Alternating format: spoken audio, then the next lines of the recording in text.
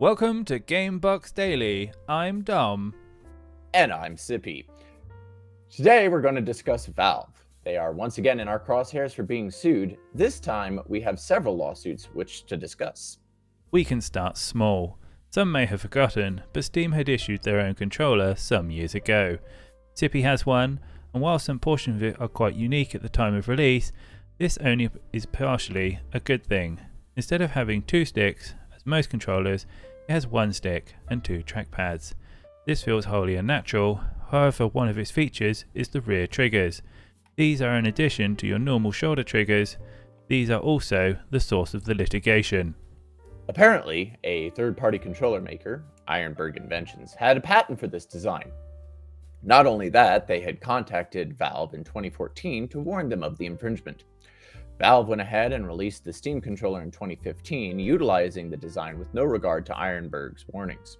Simon Burgess and Duncan Ironmonger of Ironburg Inventions filed a patent for this design in 2011 and have since officially sub-licensed that to Xbox. The lawyers for the two groups have two very different ideas on what this suit will look like.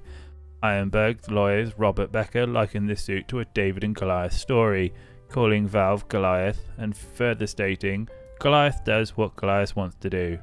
Meanwhile, Valve's lawyer, Trent Webb, paints a picture of an alternate reality, stating, Ironburg's case will be based on altered graphics, modified pictures, and skewed viewing angles, and nothing you see here from Ironburg will change what you can see with your own eyes and feel with your own hands when you get that Steam controller.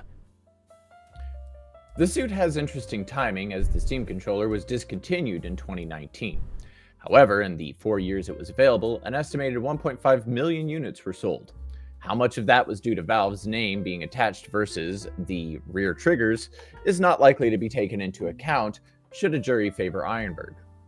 Moving from controllers to general control, the other major suit Valve is facing is focused control of the market prices. No, we aren't talking about GameStop and the Wall Street Bets crew. Instead, we are talking about how Valve used their position as the major digital gaming storefront to force developers into pricing games as Valve sees fit.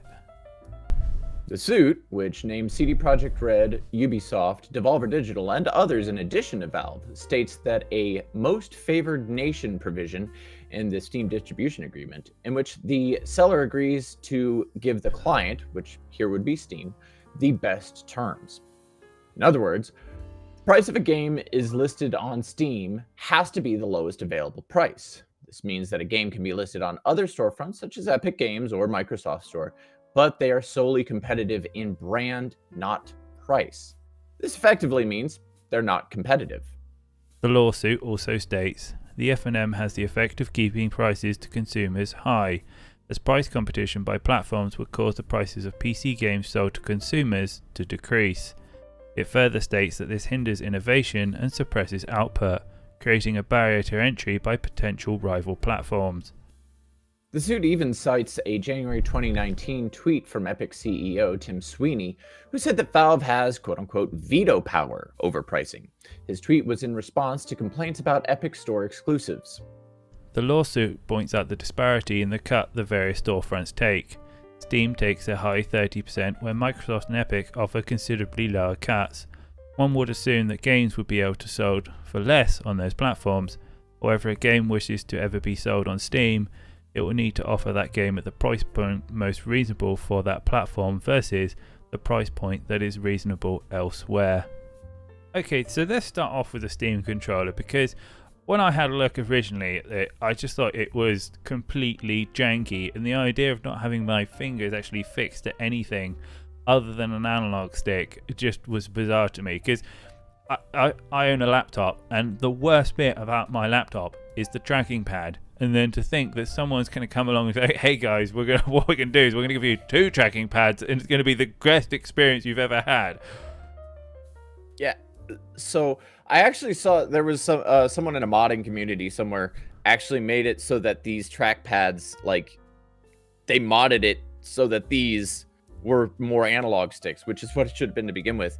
And this one in particular turned into a D-pad, which, like, you can kind of sort of see. There is a D-pad design on there. It's supposed to function like a D-pad.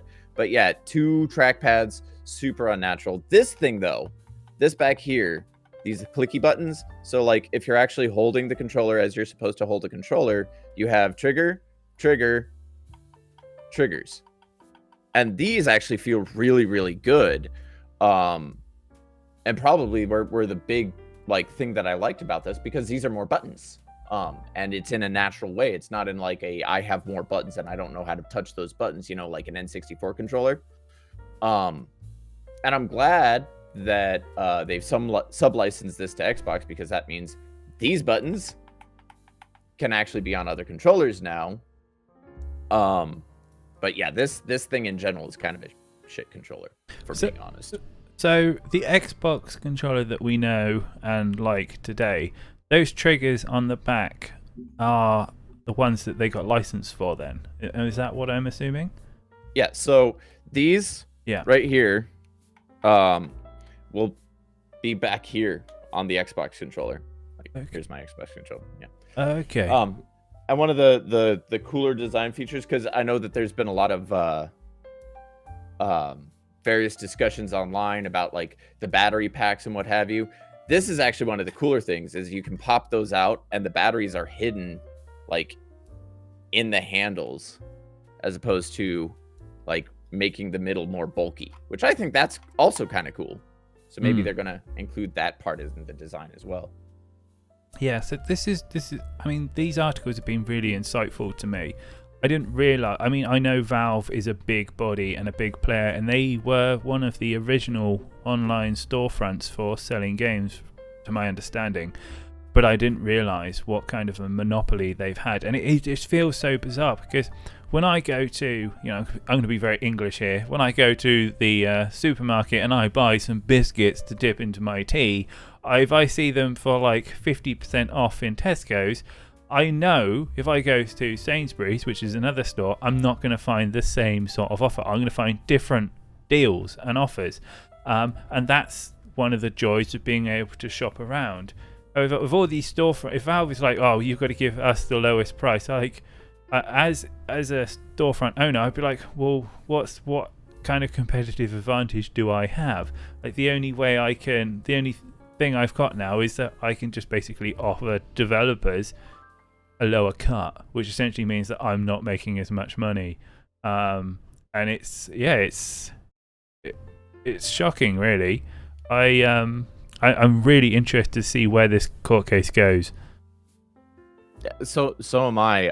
This was a thing, like, we've kind of sort of been discussing it for a while when we talked about like the movement of more digital media for games versus physical media. So now like you don't have to pay for like discs and printings and all of that stuff. So why is the price point gone up?